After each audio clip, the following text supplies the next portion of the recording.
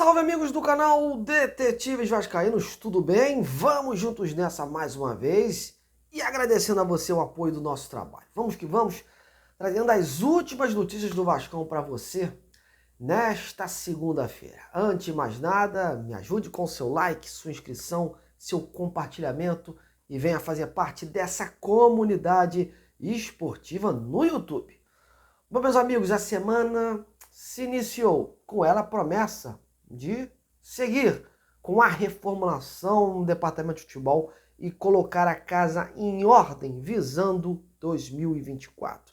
O cenário cruzmaltino ainda é de muitas incertezas, muitas especulações, muito disse-me-disse e poucos fatos concretos, o que deixa o torcedor cruzmaltino ainda mais cabreiro por conta do passado que não traz boas lembranças. Mas os dirigentes prometeram um time protagonista e que vai buscar sempre as primeiras colocações. Isso está gravado e a gente vai cobrar. Isso, claro, criou uma enorme expectativa na mente dos torcedores, que tiveram aí uma temporada de 2024 para esquecer. Alexandre Matos vem se reportando a 777, vem estreitando laço com o Pedrinho, futuro presidente do clube associativo, e conversando também diariamente com o Lúcio Barbosa, o CEO da SAF. Isso sem falar, claro, no alinhamento com a comissão técnica. Houve a promessa de um grande time, e isso é que deu a segurança para o Ramon prosseguir no comando deste trabalho. Porém, de concreto até agora, o que temos, além da renovação do Ramon Dias e a sua comissão técnica, é um encaminhamento aí da renovação do zagueiro Maicon, que está para assinar seu novo vínculo com o clube, e as muitas dispensas e empréstimos que serão oficializados até 31 de dezembro. Uma, inclusive, já foi comunicada hoje pelo clube, a saída do paraguaio Sebastião Ferreira, que não terá o seu vínculo renovado e retorna ao Houston Dynamo da Liga MLS, seu clube de origem. O jogador não empolgou e pouco acrescentou no trabalho do Ramon Dias, que esperava um melhor rendimento do atleta, né? Outros que devem ir pelo mesmo caminho, Robson Bambu e o Alex Teixeira, jogadores que também não justificaram assim o alto investimento por conta do rendimento da temporada. O goleiro Ivan também deve entrar nesse grupo, já que interessa a outros clubes, onde seria o titular absoluto e não precisaria assim amargar um banco do Vasco. E aí sobrariam as situações contratuais de jogadores que se destacaram mais nesse segundo turno e que teoricamente seriam melhor avaliados, como o Praxedes, o Zé Gabriel, o Paulo Henrique, cada um com seu nível de dificuldade. Mas há jogo, digamos assim, nessas continuidades, né? Tudo questão de conversa. É o que se comenta nos bastidores. As conversas existem e estão tentando chegar aí num denominador comum. Sobre empréstimos, a maioria dos jogadores que estava aí rodando em outros clubes seguirá rodando, né? E vão ser emprestados a outras equipes. Sobre reforço, hoje chegaram algumas confirmações até certo ponto ruins. Primeiro, a negociação que desandou de vez com o zagueiro Júnior Alonso, empresário do jogador, o Diego Serratti, que ontem eu havia dito aqui que não me respondia nada sobre as negociações, resolveu abrir a boca hoje numa rádio do Paraguai e deixou claro que as tratativas entre o Vasco e o clube russo são difíceis por conta do bom contrato que o Júnior Alonso tem por lá, né, e pelos valores envolvidos na negociação. Seu salário também é altíssimo para os padrões aqui do Brasil. Isso, com certeza, está fazendo o Vasco tirar o time de campo e focar aí em outros jogadores.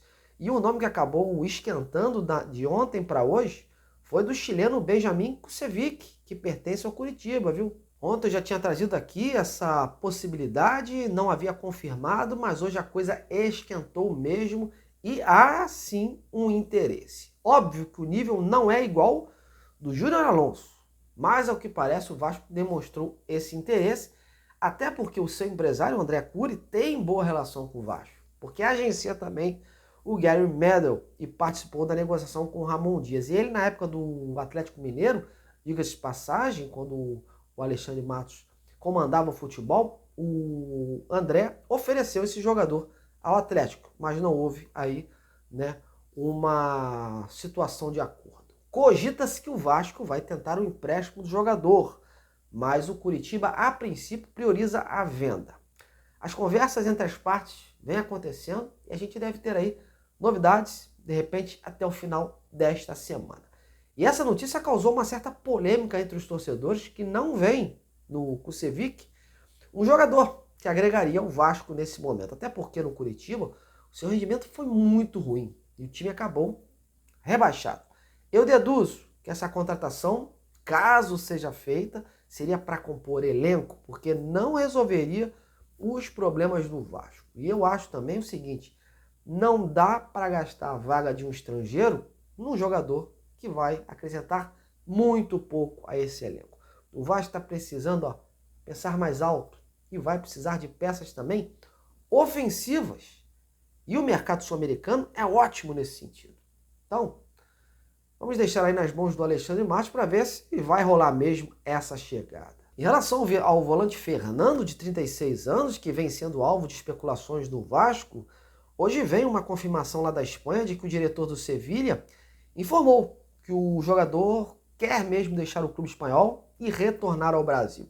As partes costuram aí um acordo amigável de rescisão e o Fernando deve seguir para o Brasil em 2024 para ficar mais ao lado da família. Ele entende que acabou seu ciclo lá fora. O empresário do jogador, o Thiago Sampaio, que sempre respondia abertamente para mim sobre a situação do atleta e, aliás, negava que tivesse alguma coisa concreta com qualquer outro clube, está preferindo o silêncio neste momento. Eu tentei falar com ele hoje exaustivamente, tão logo saiu essa notícia, até para saber se já tinha algum fato novo. Ou ele poderia me dar um posicionamento em nome do jogador para falar sobre o futuro do Fernando. Mas ele não me respondeu. Ele leu a minha mensagem, mas até então sem retorno.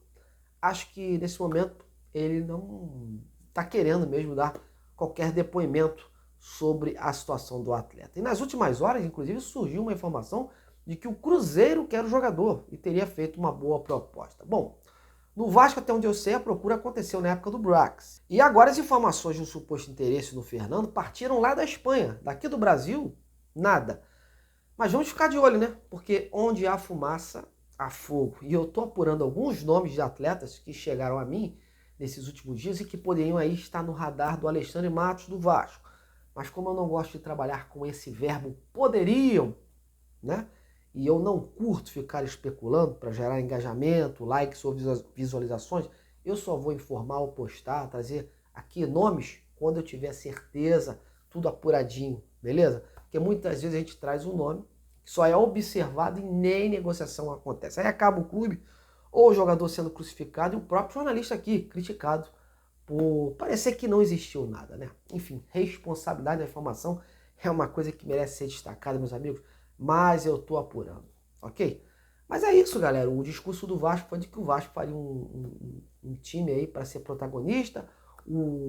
A assinatura do Ramon, né, para seguir no Vasco também foi baseada nisso. E a gente aguarda aí que esses nomes que estão sendo especulados aí, como do zagueiro Kaká, né, do próprio Kusevich, seja para composição de elenco, mas que tem que ter inteligência, né?